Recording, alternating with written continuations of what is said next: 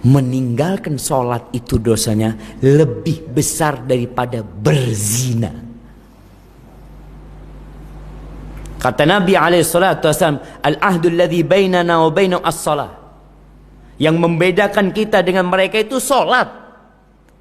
Faman taraka as-salah faqad kafar. Yang meninggalkan sholat sudah kafir, kata Nabi SAW.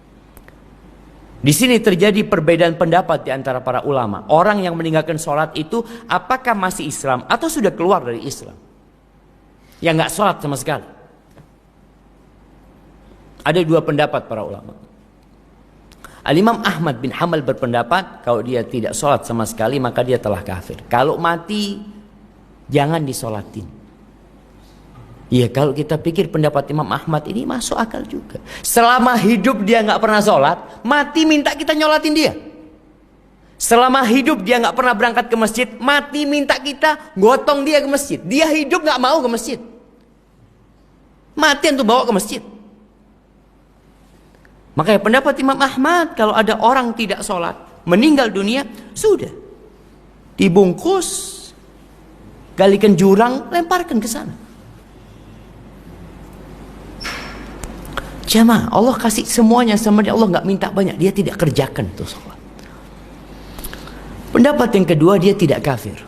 Nah, kalau pendapat yang pertama itu dia kafir dan dibunuh murtad. Kalau dia diminta untuk sholat nggak mau sholi, dibunuh murtad. Tapi pendapat yang lain tetap dihukum. Imam Syafi'i berpendapat dibunuh tapi bukan murtad, sebagai hukuman di dunia aja. Dalam mazhab Abu Hanifah dipenjara dia sampai sholat.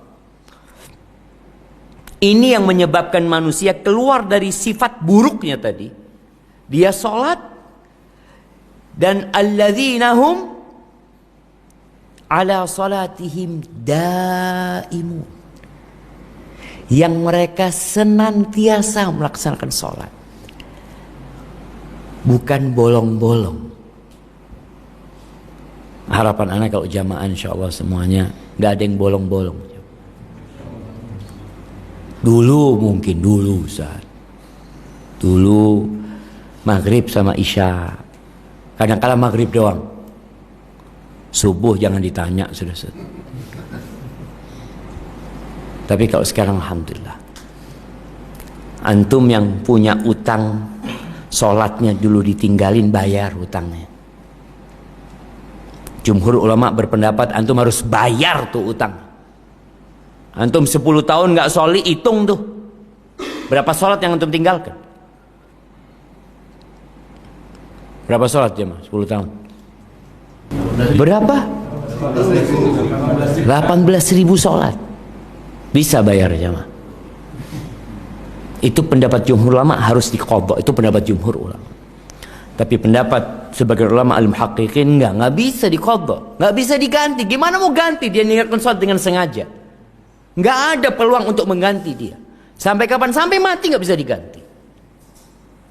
Akan ada perhitungan Allah sama dia. Terus yang harus dilakukan apa? Taubat.